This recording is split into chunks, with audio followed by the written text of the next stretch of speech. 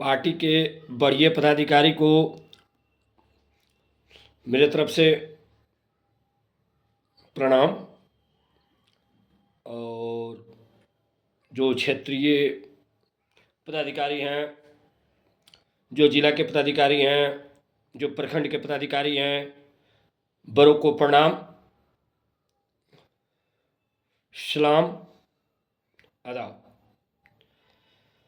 मैं आज लाइव आया हूँ पार्टी के वरीय पदाधिकारी होने के नाते,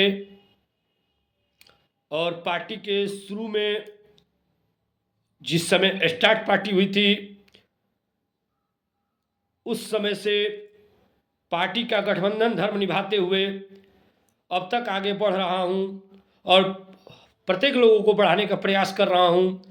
उस नाते मैं आज लाइव आया हूँ कि पार्टी के जो हमारे कार्यकर्ता हैं उनको कैसे ऊर्जा और शक्ति प्रदान दी जाए, उसके बारे में मैं कहने आया हूँ। दोस्तों,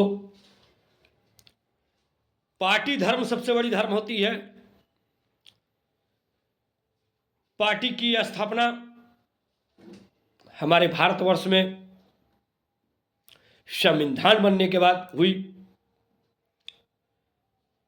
और जैसे जैसे लोगों को लगते गया वैसे वैसे पार्टी का निर्माण होते गया। पहले कांग्रेस और जनसंघ थी,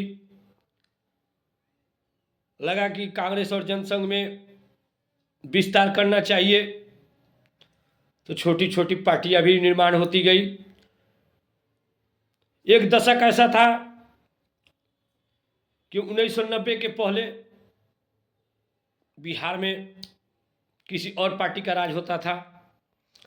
उस समय हमारे बिहार के चर्चित नेता आदरणीय श्री लालू जी ने अपनी पार्टी का निर्माण किया और उस पार्टी का नाम राष्ट्रीय जनता दल रखा। चुनाव आयोग की तरफ से उनको लालटेन का सिंबल मिला, उस पर वो चुनाव लड़ने का कार्य किए। और आज की स्थिति ये है कि उनके कार्यकर्ताओं का मेहनत आज उनकी पार्टी को कहां से कहां लेके चली गई है। उसी तरह 2005 के पहले जदयू को कोई नहीं जानता था, लेकिन मेहनत है कार्यकर्ताओं का, मुख्यमंत्री बने और 20 साल से बन ही रहे हैं। लेकिन इस बार बिहार की जनता उनको बदलने की कार्य करेगी। तो मैं आप कार्यकर्ता को बताना चाहता हूं कि इसी कड़ी में हमारे पार्टी का भी निर्माण हुआ है, जिसके मुखिया कलिंदर कुमार जी हैं और उनके सारथी हम सभी लोग हैं। हम सब लोगों को कैसे लेकर पार्टी को आगे बढ़ाना है, इस पे हम लोगों को विचार करना है। और हम लोगों को ऐसा विचार करना है कि जो 2025 के विधानसभा जो चुनाव होने वाला है उसमें जो कलिंद्र बाबू की सपना है, उस सपनों को हम साकार करने का प्रयास करें।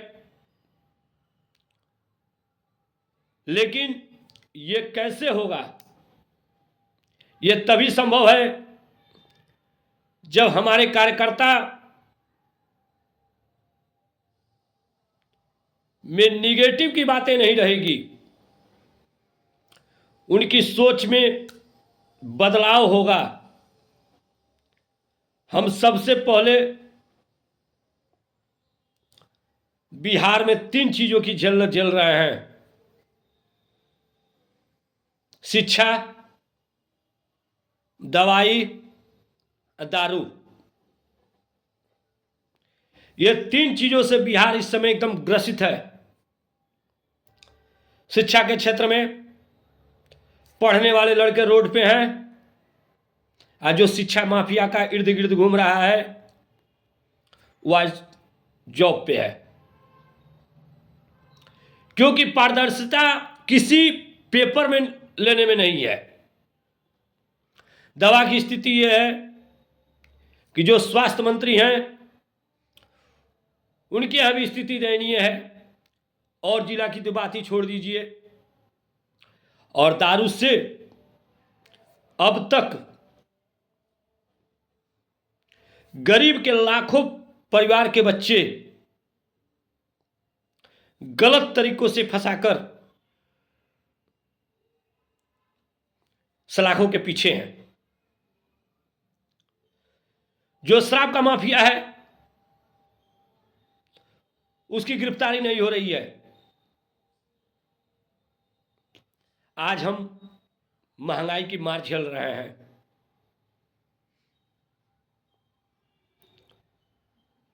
जो आदमी इस सरकार के खिलाफ बोलने का प्रयास करता है उसको अर्बन नक्सलाइट कहा जाता है। मैं आप लोग से यही कहने आया हूं